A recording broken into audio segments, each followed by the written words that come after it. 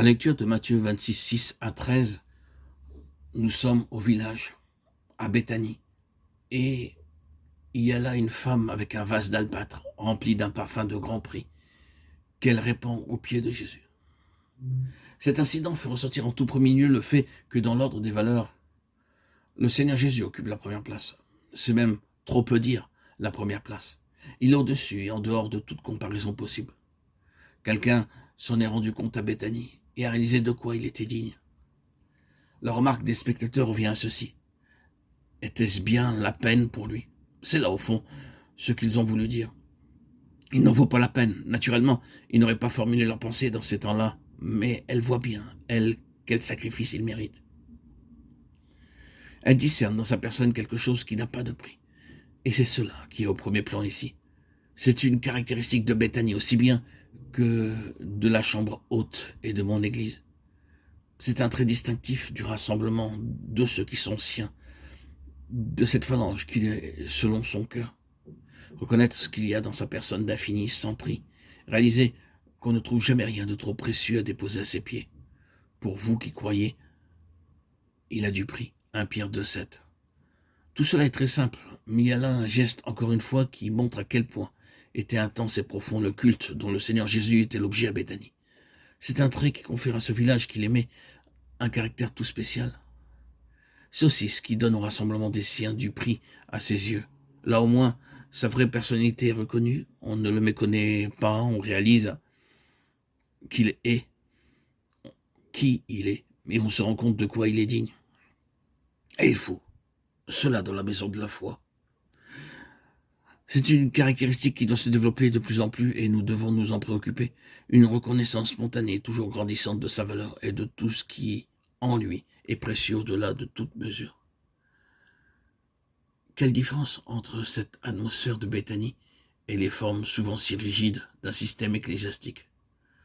Peut-on vraiment dire de l'homme d'église contemporain que son adoration se caractérise par un culte spontané venant d'un cœur qui a découvert la vraie valeur du Seigneur Jésus et ses vrais titres à son adoration? Là où il en est ainsi, vous avez l'assemblée telle que Dieu la conçoit. Là où n'en est pas ainsi, vous avez beau avoir toutes les apparences extérieures d'un service bien entendu, ce ne sera pas le rassemblement qui est selon sa pensée et qui seul peut réjouir son cœur. Mais il y a quelque chose de plus ici, me semble-t-il. Il a fallu que le vase fût brisé. Marc 14, 3.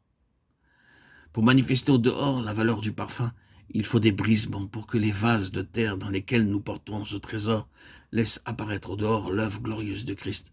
Tant que le vase tient, tant que la matière qui le constitue est intacte et solide, tant qu'il attire le regard à cause de ce qu'il est en lui-même et fait dire à l'entourage « Quel beau vase, quel magnifique spécimen d'albâtre !» Il y a un secret qui nous échappe.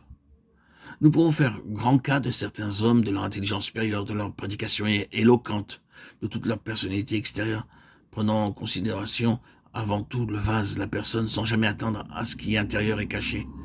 Mais que le vase soit brisé, mis en miettes, alors vous découvrez le sanctuaire, le lieu sacré d'où rayonne désormais la gloire de Christ.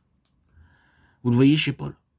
Je n'ai aucun doute que Saül de Tarse ne fut tant au point de vue intellectuel qu'au point de vue moral et religieux, un albâtre de choix. Il nous dit lui-même du reste tout ce qu'il était, tout ce dont il tirait gloire, tout ce qu'il forçait l'attention et sans nul doute soulevait dans son entourage des murmures d'approbation.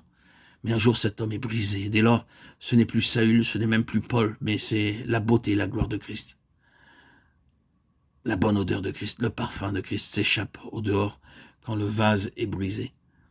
Et il en est exactement de même dans notre expérience, bien-aimés, frères et sœurs en Christ, chers amis. Dieu a permis que l'Église véritable, fût écrasée, mise en miettes de siècle en siècle. Et il permet bien souvent que ses membres individuels soient brisés et brisés encore. Mais l'histoire n'a-t-elle pas prouvé que pour l'Église, soit pour l'individu, ses coups, ses épreuves, ses brisements ont eu pour effet un épanouissement merveilleux de la gloire de Christ? C'est exactement cela. Voici une nouvelle épreuve qui frappe à notre porte. Nous sommes brisés tout à nouveau. Nous formulons peut-être la chose en d'autres termes. Nous disons que nous sommes amenés à descendre plus profondément dans la mort de Christ, ou à faire une nouvelle expérience de la croix. De quelque façon que nous nous exprimions, le sens est le même. C'est le vase qui est brisé. Mais croyez-moi, bien-aimé, cela signifie aussi une connaissance plus entière et une expression plus complète de la gloire de Christ. L'une et l'autre aboutiront pour nous à une appréciation toute nouvelle de sa personne. C'est autant de notre prisme que nous découvrirons vraiment qui il est. Ainsi l'Église passe par le chemin de la croix. Mais elle se rend compte au sein de son humiliation que son Seigneur a encore bien plus de titres à son adoration qu'elle ne le croyait jusque-là. C'est du vase brisé que s'échappe le parfum.